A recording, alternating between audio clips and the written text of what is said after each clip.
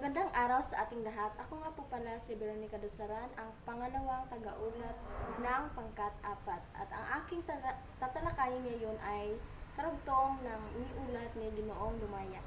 Ngayon ay ating simulan sa Property Master. So, ang Property Master ang taong responsable para sa disenyo, construction at pagtatapos ng iba't ibang dekorasyon at functional props na ginagamit sa isang produksyon. So, ang ibig sabihin ng property master, ito yung mga taong namamahala sa mga kagamitan o props na ginagamit sa isang produksyon. Halimbawa nito ay mga baril, sasakyan, misa, upuan na ginagamit sa isang produksyon. Katulad lamang ng baril ni Tanggol sa Batang Quiapo.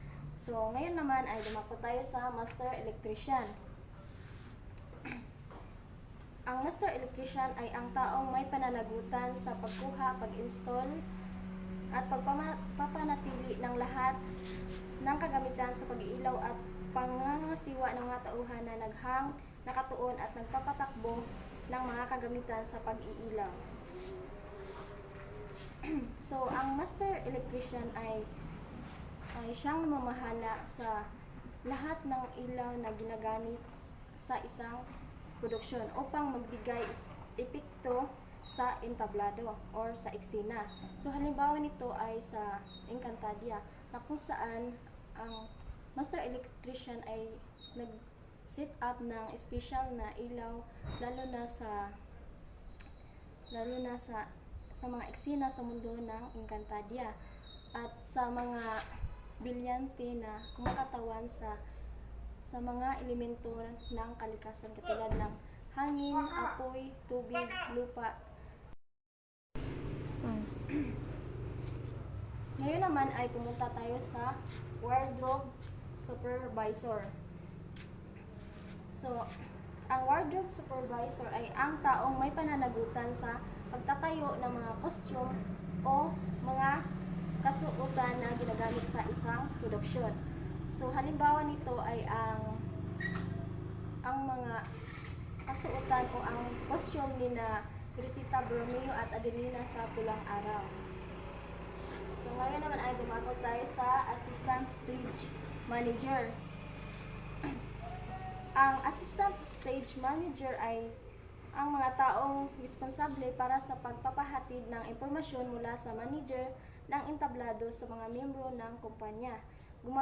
Gumagana bilang tagapamahala ng entablado kapag ang tagapamahala ay hindi naroroon.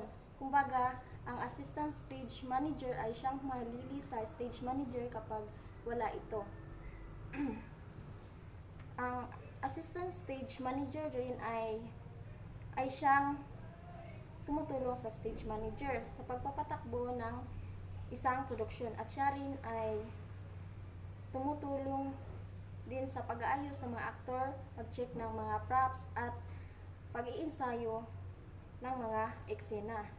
Halimbawa nito ay sa Sunday Pinasaya na kung saan ang assistant stage manager ay nakipag-coordinate siya sa mga komedyante, nag-check ng mga props at nag-set up ng mga eksena para sa mga nakakatawang eksena sa produksyon.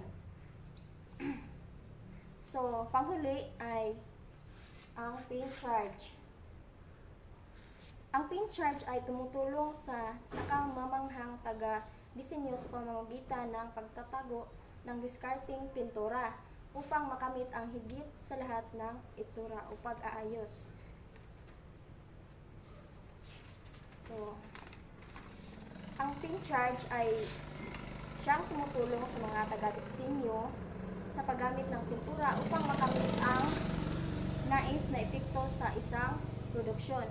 Halimbawa nito nito ay ang The Millionaire's Wife na kung saan ang paint charge ay nagpipinta ng mga set na nagpapakita ng mga buhay ng mga mayayaman tulad ng mga sala, kusina at mga silid-tulugan na nagpapakita ng maayos na buhay o mayaman na pamumuhay. At ngayon ay natapos na ang aking ulat ay may 3 akong katanungan para sa inyo.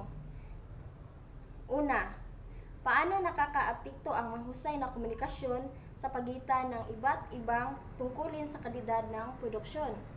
Pangalawa, ano ang posibleng problema na maaring lumitaw kung kulang ang kasanayan o karanasan ng isang tao sa kanilang tungkulin? Pangatlo, sa iyong palagay, ano ang pinakamahalagang katangian na dapat taglayin ng isang tao upang maging matagumpay sa kanilang tungkulin sa produksyon? At yun lang po at maraming salamat.